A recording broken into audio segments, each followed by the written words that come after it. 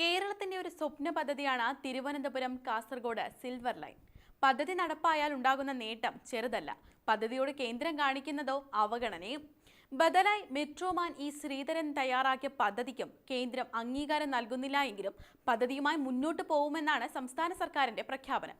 കഴിഞ്ഞ ദിവസം മുഖ്യമന്ത്രി പുറത്തിറക്കിയ പ്രോഗ്രസ് കാർഡിൽ റെയിൽവേയിൽ നിന്ന് അന്തിമ അനുമതി ലഭിക്കുന്ന മുറയ്ക്ക് പദ്ധതിയുടെ തുടർ നടപടികളുമായി മുന്നോട്ട് പോകുമെന്ന് വ്യക്തമാക്കുന്നുണ്ട്.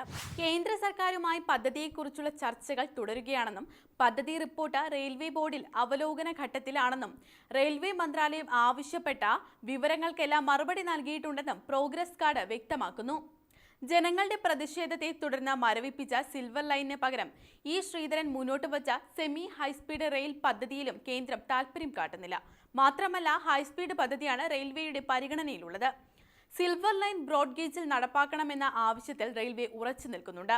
അതുകൊണ്ടാണ് സ്റ്റാൻഡേർഡ് ഗേജിൽ തൂണുകളിലൂടെയും തുരങ്കങ്ങളിലൂടെയും വേഗപാത നിർമ്മിക്കാമെന്ന ശ്രീധരന്റെ നിർദ്ദേശം റെയിൽവേ തള്ളുന്നത്. സിൽവർ ലൈനിന് റെയിൽവേ ഭൂമി പൂർണ്ണമായി ഒഴിവാക്കി അലൈൻമെന്റ് പരിഷ്കരിക്കാമെന്ന് കേരയിൽ വ്യക്തമാക്കിയിട്ടുണ്ട്. തൃശൂർ മുതൽ വടക്കോട്ടാണ് റെയിൽവേ ഭൂമി ഉപയോഗിക്കേണ്ടി വരുന്നത്. റെയിൽവേയുടെ 185 ഹെക്ടർ ഭൂമിയാണ് പദ്ധതിക്ക് വേണ്ടിവരുന്നത്. അലൈൻമെന്റ് മാറ്റത്തെക്കുറിച്ചും റെയിൽവേ പ്രതികരിച്ചിട്ടില്ല. അതേസമയം തിരഞ്ഞെടുപ്പിന് മുൻപ് സിൽവർ ലൈനിന് അനുമതി നേടിയെടുക്കാൻ സർക്കാർ ഡൽഹിയിൽ ശ്രമം തുടരുകയാണ്. ഇപ്പോഴും ഡൽഹിയിലെ പ്രത്യേക പ്രതിനിധി KV തോമസിനെ ഇതിന് നിയോഗിച്ചിരിക്കുകയാണ്. അദ്ദേഹം കേന്ദ്ര റെയിൽവേ മന്ത്രി അശ്വിനി വൈഷ്ണവുമായി കൂടിക്കാഴ്ചയ്ക്ക് അനുമതി തേടിയിട്ടുണ്ട്. വന്ദേ ഭാരത് വന്നതോടെ അതിവേഗ റെയിൽ യാത്രയ്ക്ക് പ്രിയമേറിയതും കേരളത്തിന്റെ വികസനത്തിന് വേഗ റെയിൽ ആവശ്യമാണ് എന്നതും അനുകൂല ഘടകങ്ങളാണ്. ഭൂമി ഏറ്റെടുപ്പിൽ ജനങ്ങളുടെ എതിർപ്പ് കുറയ്ക്കാൻ കൂടുതൽ ദൂരം തൂണുകൾക്ക് മുകളിലൂടെയാക്കാനും സർക്കാർ തയ്യാറാണ്. ശ്രീധരന്റെ ബദൽ 20 മിനിറ്റ് ഇടവിട്ട് തിരുവനന്തപുരം കാസർഗോഡ് റൂട്ടിൽ 200 കിലോമീറ്റർ വേഗമുള്ള ട്രെയിനുകൾ ഓടിക്കാൻ ഉള്ളതായിരുന്നു സിൽവർ ലൈൻ. പാരിസ്ഥിതിക സാങ്കേതിക പ്രശ്നങ്ങൾ ഉന്നയിച്ച കേന്ദ്രം അനുമതി നൽകിയില്ല. ഭൂമി ഏറ്റെടുപ്പ് കുറച്ച തൂണുകളിലും തുരങ്കങ്ങളിലൂടെ ഉള്ളതുമാണ് ശ്രീധരന്റെ തിരുവനന്തപുരം കണ്ണൂർ ബദൽ പാത. സിൽവർ ലൈനിന്റേതുപോലെ തന്നെ സ്റ്റാൻഡേർഡ് ഗേജിൽ 200 കിലോമീറ്റർ വേഗത്തിലാണ് ഇതും. 30 കിലോമീറ്റർ ഇടവിട്ട സ്റ്റേഷനുകളുമുണ്ട്. സിൽവർ ലൈനിലേത് 50 കിലോമീറ്റർ ആയിരുന്നു.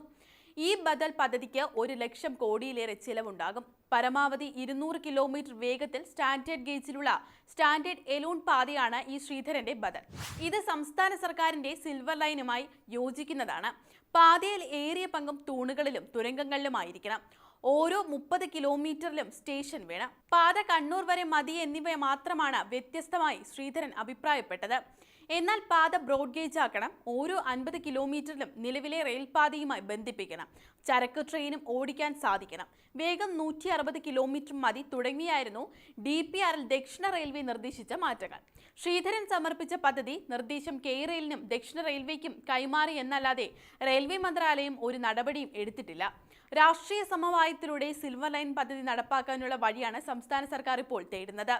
മുൻ റെയിൽവേ മന്ത്രിയും കേന്ദ്ര വ്യവസായ വാണിജ്യ മന്ത്രിയുമായ Piyush Goyal silver line railway മന്ത്രാലയത്തിന്റെ പരിഗണനയിലാണെന്ന് വ്യക്തമാക്കിയത് രാഷ്ട്രീയ തീരുമാനം വരുമെന്നതിന്റെ സൂചനയാണെന്ന് സർക്കാർ വിലയിരുത്തുന്നുമുണ്ട്.